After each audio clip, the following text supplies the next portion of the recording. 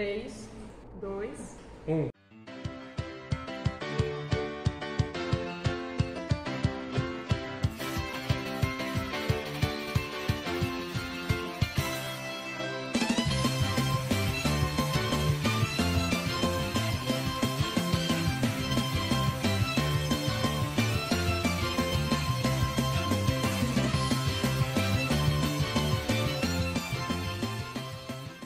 Olá, meu nome é Milena, eu sou acadêmica de Ciências Biológicas pelo IFRO.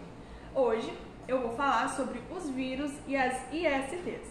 Os vírus, eles apresentam uma enorme diversidade e, em geral, infectam todos os tipos de células na natureza. Na aula de hoje, nós conheceremos melhor quais são as estruturas que formam sua morfologia e algumas ISTs causadas por esses agentes.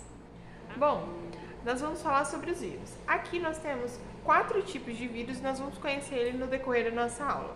Os vírus em si, eles são estruturas acelulares, ou seja, não são compostos por células, não possuem metabolismo próprio e são denominados parasitas intracelulares obrigatórios, por serem dependentes de outras células hospedeiras para se reproduzir. Em geral, um vírus é um arranjo de moléculas de proteínas e ácido nucleico, eventualmente com um envelope glicolipoproteico composto de glicose, lipídio e proteínas.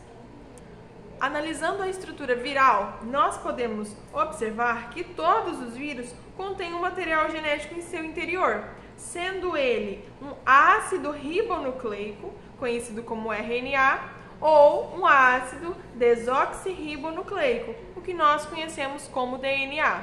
Jamais os dois juntos. Os vírus em si eles têm essa especificidade, onde é determinado que todo vírus ele possui somente um tipo de material genético. Além do material genético, ele também é composto por proteínas, sendo elas estruturais, que formam uma estrutura conhecida como capsídeo. Nesse caso, seria o capsídeo de um dos nossos exemplos de vírus. Aqui no interior desse outro nós conhecemos o capsídeo, que é o conjunto dessas proteínas que tem a função de proteger o material genético, proteger o ácido nucleico daquele vírus. E a gente também tem as proteínas não estruturais, que estão associadas a processos de replicação do material genético quando essa célula quando esse agente infecta uma célula. Aqui a gente tem alguns exemplos de proteínas não estruturais conhecidas como proteínas infecciosas. Nesse caso aqui nós temos também, nós também podemos observar algumas proteínas infecciosas. Nesse caso, nós podemos observar o SARS-CoV-2, que é o vírus causador da Covid-19. Alguns vírus podem ser chamados de envelopados, por apresentar, além do capsídeo e do material genético, uma membrana exterior chamada de envelope. E esse envoltório exterior, ele é glicolipoproteico, a gente chama de envelope viral, certo? Ele é basicamente um pedaço de uma membrana da célula, ele é basicamente um pedaço de membrana da célula hospedeira que foi infectada anteriormente. Como esse exemplo, nós podemos observar aqui que além do capsídeo e do material genético no interior do vírus, nós temos também aqui o envelope viral, que é a membrana de uma célula hospedeira anterior. Então, ele utilizou essa membrana, esse pedaço de membrana. Esse envelope viral, ele pode possuir essas proteínas infecciosas que eu havia citado anteriormente. As proteínas, elas são aderidas ao envelope e normalmente se ligam a receptores específicos nas células hospedeiras, permitindo o processo de infecção. É através delas que as nossas células, por exemplo, que seria do ser humano, nós conseguimos detectar que o vírus ele é o invasor. É através do contato das nossas células com essas proteínas infecciosas. A palavra vírus, ela tem origem no latim e significa veneno ou toxina, que é um significado que traduz a ancestral evidência da associação desses agentes com diferentes patologias que afligiram a humanidade desde muitos anos. Nós temos os exemplos aqui na mesa de alguns vírus. Temos o exemplo do bacteriófago, que é essa estrutura aqui. O bacteriófago, ele é um vírus de DNA que parasita bactérias, por isso o nome bacteriófago. Ele tem o capsídeo, o material genético em si, como eu já disse, que é o DNA. Ele também tem a cauda e essas outras estruturas que permitem a aderência nas bactérias. Também temos aqui o vírus de influenza, que é o vírus que possui no seu material genético, seria o RNA, e ele é um vírus de RNA, causador da gripe, muito comum aí nos nossos dias atuais.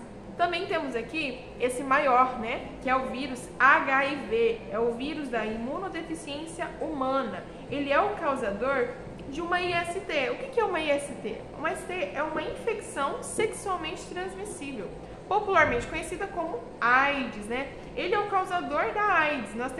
Podemos observar que além do capsídeo e o material genético, ele também possui o envelope, né, um envoltório extra para a proteção e aderência, né, nas células humanas. Além disso, nós também trouxemos o SARS-CoV-2, como eu já havia citado. Além da AIDS, atualmente são conhecidas inúmeras outras doenças causadas por vírus, tais como a infecção pelo papilomavírus humano, que é o HPV, herpes genital e a sífilis, além de outras demais causadas por outros organismos, como a candidíase, que é causada pelo fungo, gonorreia, que é uma infecção bacteriana, e a tricomoníase, que ela é causada por um protozoário. É importante ressaltar que os vírus, eles podem ser transmitidos pelo contato direto, sendo ele por um aperto de mão seguido de um toque nos olhos, no nariz ou na boca, ou com objetos e superfícies contaminados, ou até mesmo por secreções, como é o caso dos vírus causadores das infecções sexualmente transmissíveis. Como o próprio nome diz, a sua transmissão ela se dá por meio sexual, seja oral, vaginal ou anal, com uma pessoa já infectada. De maneira menos comum, as ISTs também podem ser transmitidas por meio não sexual, pelo contato de mucosas ou ferimentos, onde pode ocorrer a troca de tecido sanguíneo com a pessoa já contaminada. Atualmente, existem inúmeros métodos de prevenção do contágio com esses agentes, como simples hábitos de higiene. Seria como lavar as mãos com mais frequência, principalmente antes de ingerir os alimentos, fazer o uso de álcool em gel, o uso de máscaras quando você está infectado, no caso do vírus da influenza ou no caso do Covid, e nos casos das ISTs, fazer o uso de preservativos nas relações sexuais e não compartilhar objetos cortantes como materiais de manicure e demais. Espero que você tenha conseguido compreender na aula de hoje. Na próxima aula, nós falaremos um pouquinho sobre o tecido epitelial.